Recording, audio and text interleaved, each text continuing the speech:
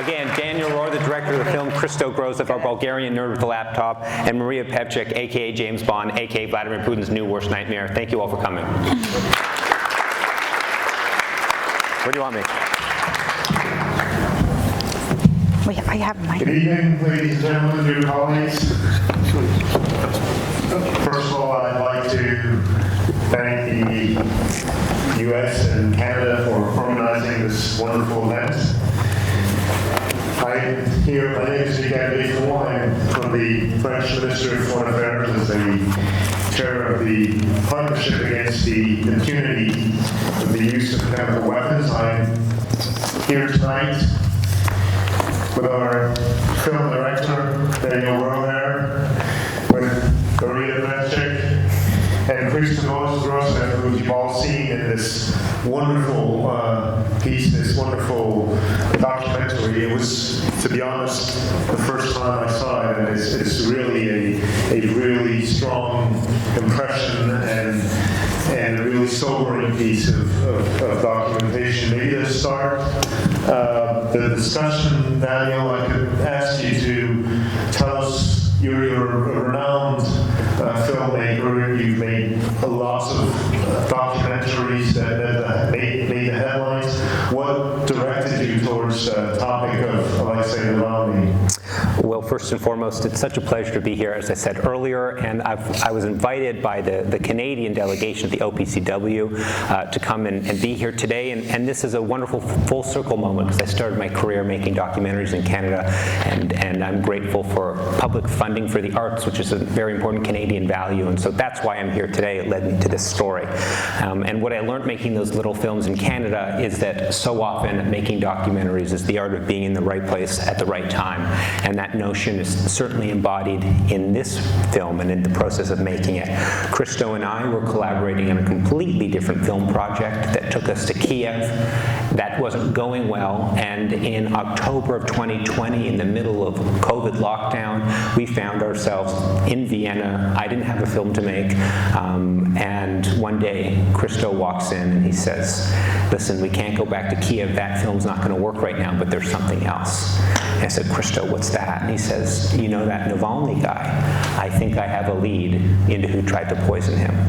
And immediately I understood that that was a film worth making, worth exploring, and a week later we were driving across Germany to meet with Alexei and Maria and pitch them on why they should work with us on a film project.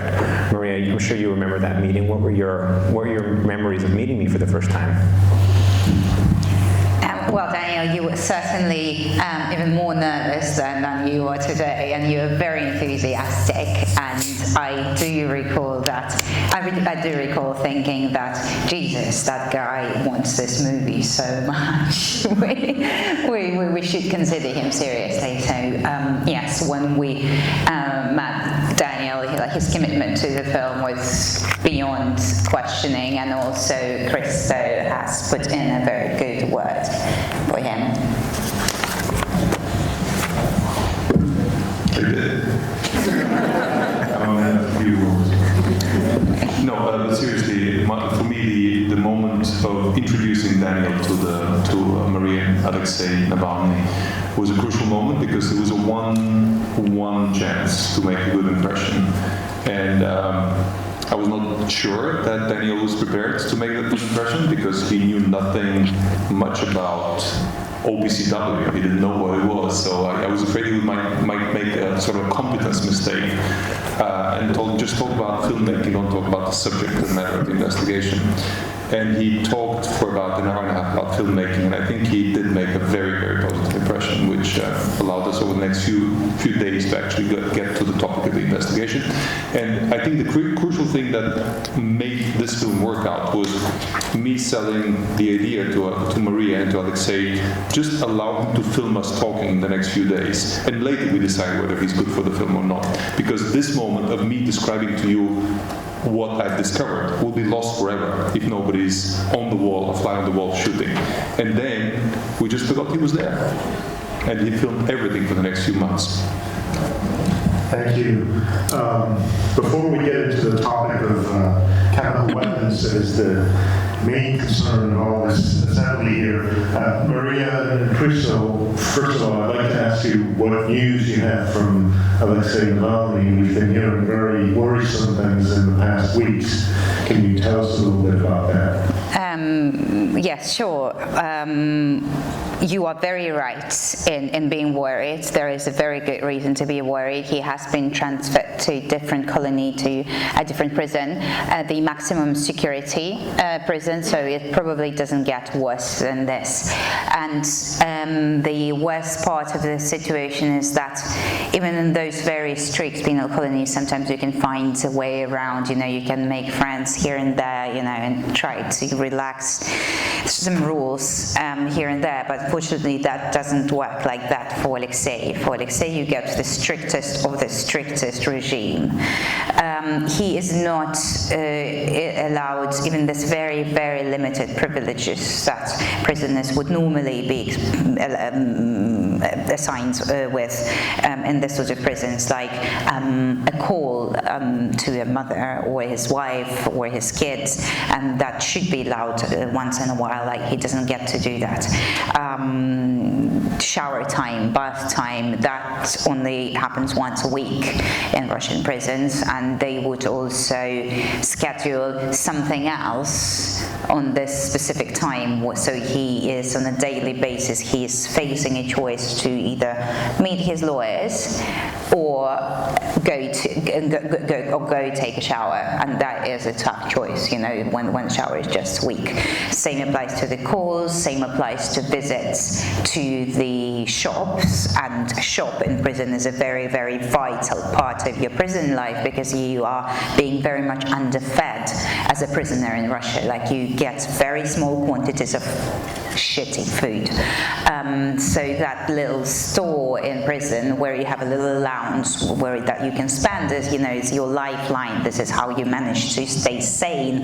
This is how you purchase, I don't know, like can of peas or tuna can or something like that to eat. Yes, so he's not allowed to do that. So he gets worst of the worst possible scenario, and we're very much concerned for his health, because he's being made work about 14 to 16 hours a day, and by work we mean sawing. So he's sitting on a little stool that comes up to his knee-high height, and he's just spending 14 hours a day sewing without even being allowed to look up, let alone stand up.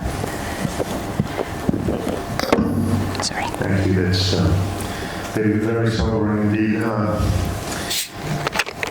One thing maybe to get into the topic that people are very familiar with here within the OPCW, that connects us to this film that we've just seen, is that in the OPCW there's a war of communication that has been going on for quite a number of years, because we are fighting the use of chemical weapons, and an endeavor has started years ago to pursue the use of chemical weapons by the Assad regime, which is protected by Russia. And since the beginning of the war in Ukraine, this narrative has been expanding. And what I would like to ask you, both of you, Maria, as in your role in pointing the finger on corruption in Russia, we know the work that you found in revealing very important facts here. Christo, with Bellingcat, what is it? What can you actually do in the current situation where there is this war of narratives, where there is a strong pressure on Russian public opinion? We've seen that, thanks to your film, that there are voices who speak against this in Russia, but how do you react to this? What do you think you can actually do in this increased pressure due to the war in Ukraine to make those voices heard? Well, maybe I can start. When we did this investigation in partnership with our friends from the inside, Roman Dubrokhotov, who's here as well, one of the biggest questions that hadn't emerged so prominently before was how can we convince the audience that this is the truth? This is so shocking. The conclusions we have are so out of this world, so unbelievable. For any resident of any government to believe that their leaders have a structured program for assassinations, it's very hard to believe. And it causes cognitive dissonance. People try to not think about it, to not take that truth. So the big question is, how do we make this believable?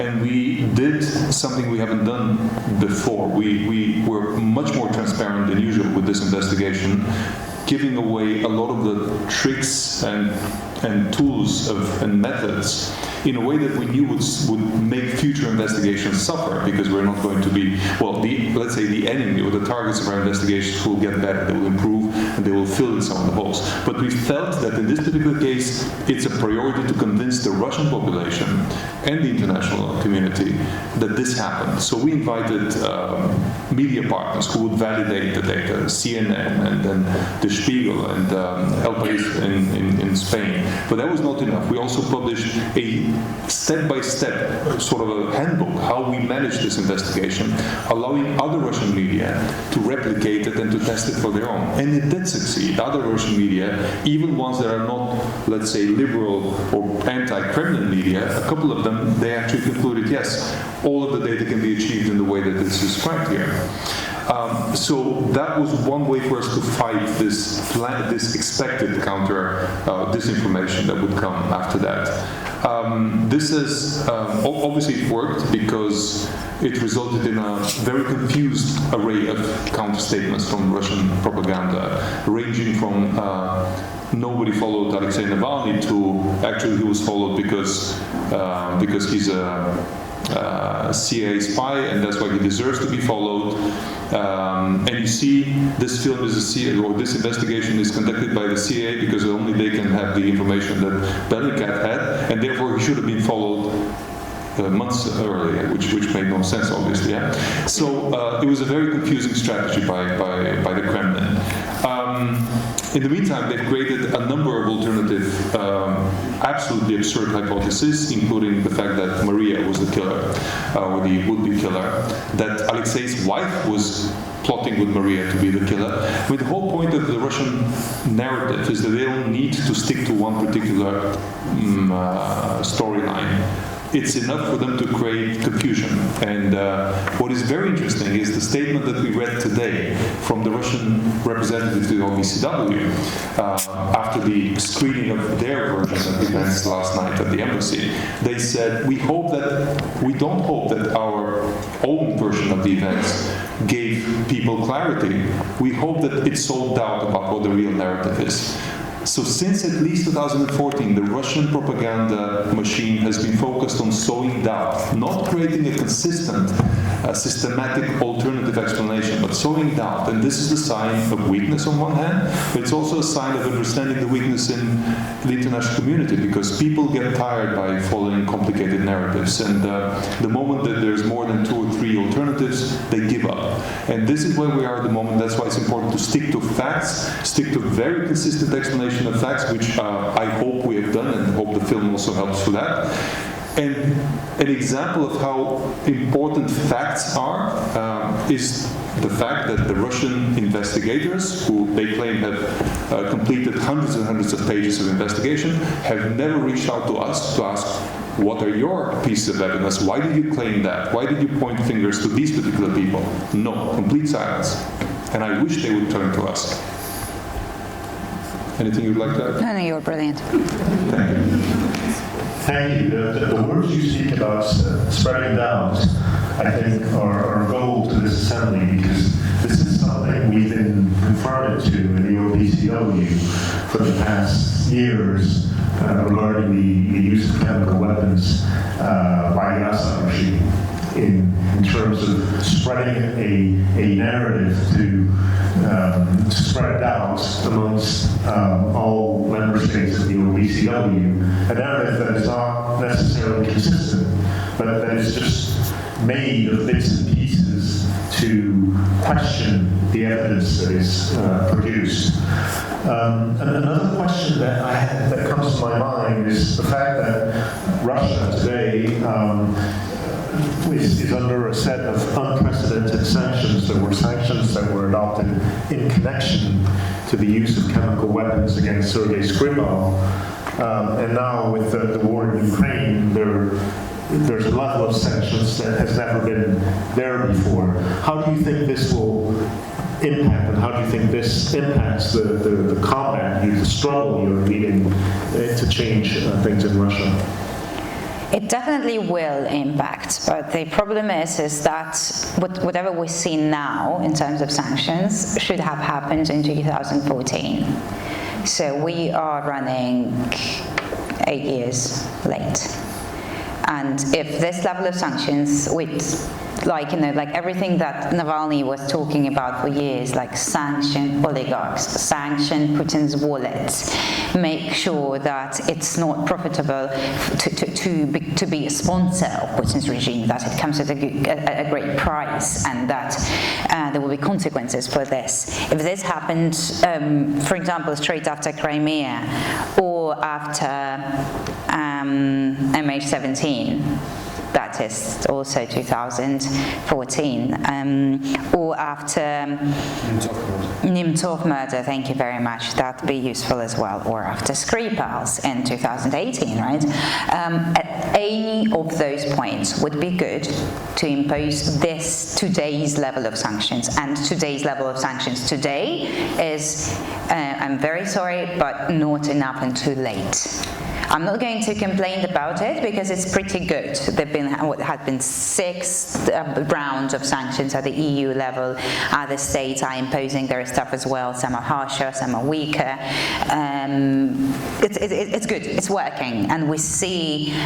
Probably Christo will be better positioned to talk about this. We see representatives of secret services, the oligarchs, kind of. I wouldn't say running around, but at least wobbling a little bit, questioning things perhaps, and some of the oligarchs actually taking sides and saying like, well, you know what, I'm actually going to stay in the UK rather than come back to Russia, and I would rather live under sanctions than go back to Russia and beg to Putin's regime and contribute to it.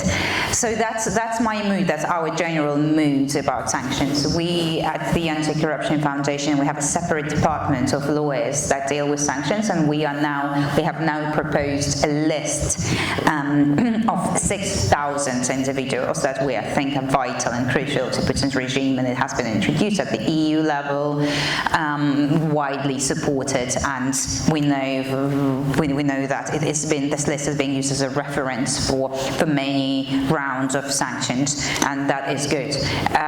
But ideally, it has to be quicker and just more decisive in a way. You see that Putin really doesn't like sanctions. His public statements, if you analyze Putin's public statements in the past 2 months, 3 months, he doesn't really talk about war. He doesn't really talk about it. Whenever he addresses the world community, he addresses it about sanctions. He either says that sanctions are stupid. He says that the EU is actually losing from the sanctions, but you get the narrative. He's upset, he's pissed off about them, and we are happy when Putin is pissed off. Like, this is exactly what we want to do. If I could add just on sanctions, first of all, I agree with everything Maria said. I'm probably slightly more optimistic about the impact of sanctions now. Yes, they're way belated, but with a delayed period, they're starting to work. In particular, what is very interesting to observe is the impact of non-sovereign sanctions, the sanctions imposed by the corporate world on Russia, that they have an even more tangible impact because they make people stop and think, well, wait a second, I no longer have access to McDonald's, IKEA, yeah, which apparently is a big problem for most of Russians. Much bigger than losing value or losing access to the SWIFT system. But yes, the main sanctions, the sovereign sanctions, they work on the oligarchs quite well, and they're changing hearts and minds. But these people are afraid. They're afraid. I think sanctions need to be imposed also on the lower level, on the level of people implementing implementing the policies in order to discourage future Kudryavtsevs, future Alexandrovs. These people, even though they're just knobs in the machines or cops in the machine, they should be sanctioned systematically, because that should be a signal for future younger people that that's not a career option they want to be involved with. And last, I want to mention, although it's not sanctions exactly, but it's legal sanctions. It's in fact, Ukraine. There's a war in Ukraine, and there will be an international prosecution of human rights and war violations and war crimes through the ICC, through a number of extra territorial jurisdiction mechanisms. But for crimes against humanity in the country, for crimes against human rights in the country of Russia, there's no such mechanism. And we, Bellingcat, investigated together with the Insider not one case of an actual assassination attempt or successful assassination using chemical weapons in Russia, but a sequence of 10 cases. This is systematic crime against humanity conducted by the Russian regime against its own people. And yet no country in the world has taken universal jurisdiction on this case. And to us, the OPCW is the only organization that comes close to if not legally a prosecuting authority, but an authority that can try to get the truths out there. Because it's one thing for Bellingcat and the Insider and APK to put out the truth. It's a different thing to make it more official through fact-finding, and I hope the OPCW can do some of that. Thank you. The OPCW is before you and has heard you. Another maybe question related to broadly weapons of mass destruction, amongst which, of course, there are chemical weapons. In the war in Ukraine, we've witnessed something that had not been seen since the darkest stages of the Cold War. That is the threat of the use of nuclear weapons by the Russian president. What do you, as you are both people who know Russian society very well, what do you think that the ordinary person in Russia makes of this? The fact that the threat of WMDs emerges in the public discourse as it had never before for the past decades? Well, I'll start by saying that at this point we're seeing a mass brainwashing of the population in Russia through creating a narrative of hate. It is, in fact, not much different than the groupthink of fascist ideology. And as a result, I'm afraid that the revulsion, the sort of abhorrence that you would expect from modern population in the 21st century from the concept of using chemical weapons is not going to necessarily take place in Russia if the Russian government decides to use chemical weapons. It will be just one way to punish the enemy, to punish these despicable Ukrainians as the government is creating the image not to be. So I'm very afraid that we've gone to a point where even this will become acceptable to a large part of the Russian population. This is just my impression. What do you think?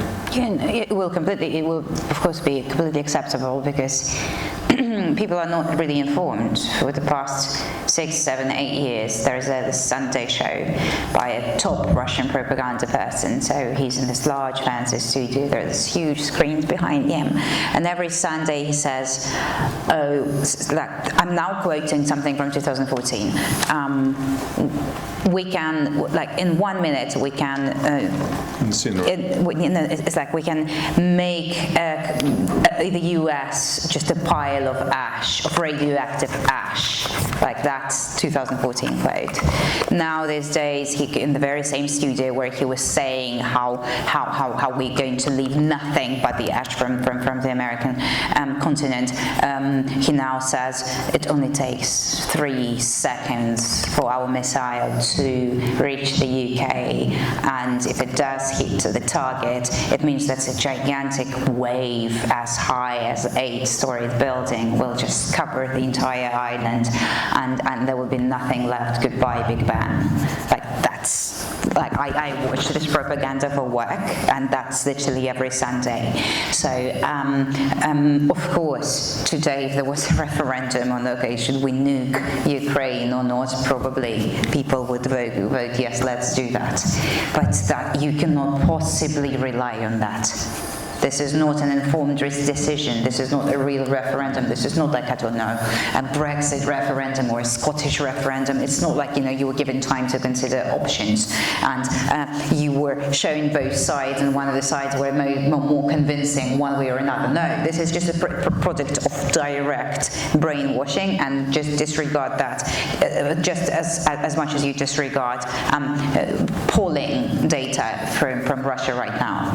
Polling sociological polling during the war is pointless. It's just like, you can make some indirect conclusions here and there, but people are just scared to say. So I'd say the answer to your question is yes. The Russians probably, the general population of Russia would probably support something like that, but just don't pay attention to that. The second the TV show changes, the second the TV show becomes a different one and a different narrative would be displayed to the community as a whole, it will all go back to normal. Thank you. That leaves us with a lot of work ahead of us. Daniel, what does this conversation inspire you? Well, it's very easy when I do Q&As with Maria and Christo, because I can just sit here and draw, and they do most of the talking. But what this conversation has reminded me of is what's going on in the world right now.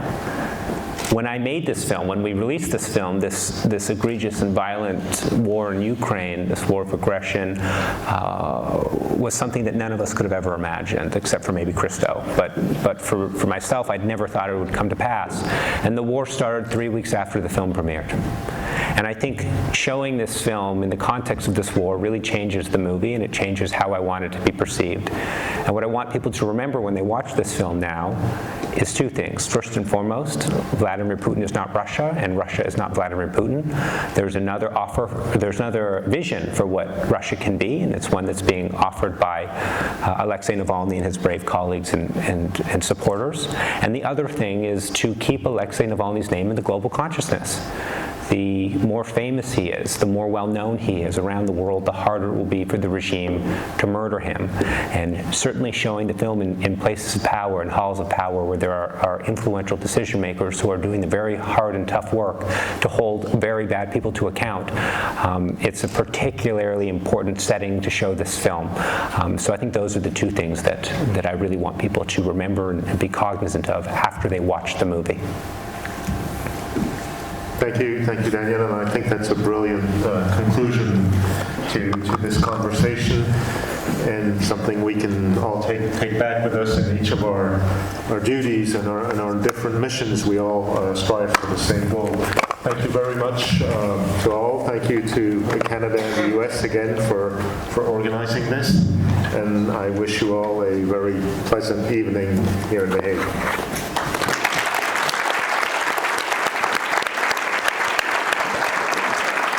Thank you very much. Thank you so much.